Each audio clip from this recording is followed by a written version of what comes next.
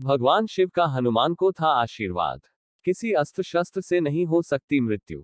दोस्तों, जब बाल्यकाल में एक बार जब हनुमान जी सूर्यदेव को फल समझकर खाने के लिए दौड़े, तो घबराकर देवराज इंद्र ने हनुमान जी पर अपने सबसे ताकतवर अस्त्र वज्र से वार कर दिया। वज्र के प्रहार से हनुमान जी मूर्छित हो गए। यह देखकर पवन देव बहुत क्रोधित हो गए और उन्होंने समस्त संसार में से वायु का प्रवाह को रोक दिया। समस्त संसार में हाहाकार मच गया। मनुष्य, पशु, पक्षी, जीव जंतु सभी के प्राण संकट में आ गए। तब परमपिता ब्रह्मा ने हनुमान को पुनः जीवन दान देकर जीवित कर दिया। उस समय सभी देवताओं ने हनुमान जी को वरदान दिए। हनुमान जी को बहुत से देवी देवताओं के द्वारा विभिन्न प्रकार के वरदान, शक्तियां और अस्त्र शस्त्र प्राप्त हुए। इन वरदानों और शस्त्रों के कारण हनुमान जी सभी लोकों में विचरण करते रहते थे और कभी कभी वे ऋषियों और मुनियों को भी तंग कर देते थे। उनके इस स्वभाव के कारण उनको एक बार अंगिरा और भृगुवंश के मुनियों ने कृपित होकर श्राप दिया कि वे अपनी सभी शक्तियों को भूल जाएं और उनको उनकी शक्तियों का आभास तभी हो जब उनके हृदय में बसने वाले देवता उन्हें याद दिलाएंगे।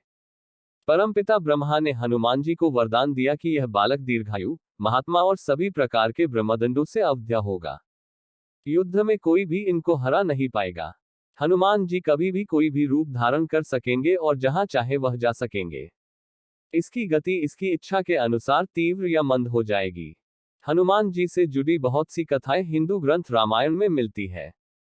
एक बार जब हनुमान जी लंका में माता सीता की खोज करते करते रावण के महल में गए, तो वहां रावण की पत्नी मंदोदरी को देखकर उन्हें माता सीता समझ बैठे और बहुत प्रसन्न हुए। लेकिन बहुत सोच विचार करने के बाद हनुमान जी इस निष्कर्ष पर पहुंचे कि रावण के महल में इस प्रकार आभूषणों से सुसज्जित यह स्त्री माता सीता नहीं हो सकती।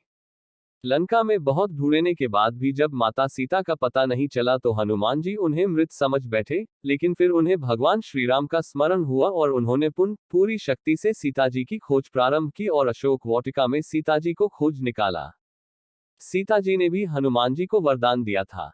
हनुमान जी को माता सीता ने अमरता का वरदान दिया है, अतः वे हर युग में भगवान श्रीराम के भक्तों की रक्षा करते हैं। कलयुग में हनुमान जी की आराधना तुरंत ही शुभ फल देने वाली है।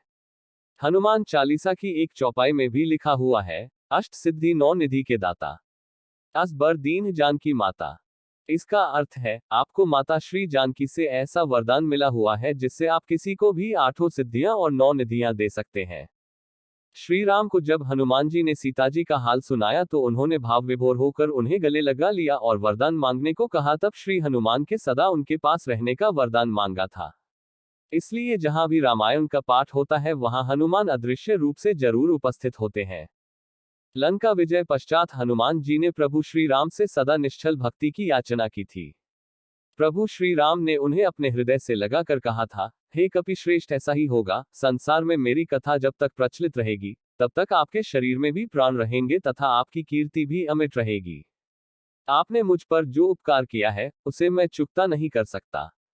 श्री राम भक्त हनुमान जी का जन्मदिन दुखियों के कष्ट हरने के लिए हुआ है और हनुमान जी कलयुग के अजर अमर चिरंजीवियों में से एक है।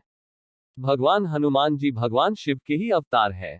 त्रेतायुग में भगवान श्री राम की सहायता करने के लिए भगवान शिव ने ही हनुमान के रूप में अवतार लिया था। हनुमान जी भगवान शिव के सबसे श्रेष्ठ अवतार माने जाते हैं। भगवान विष्णु को पसंद है बृहस्पति गुरु का पीला रंग।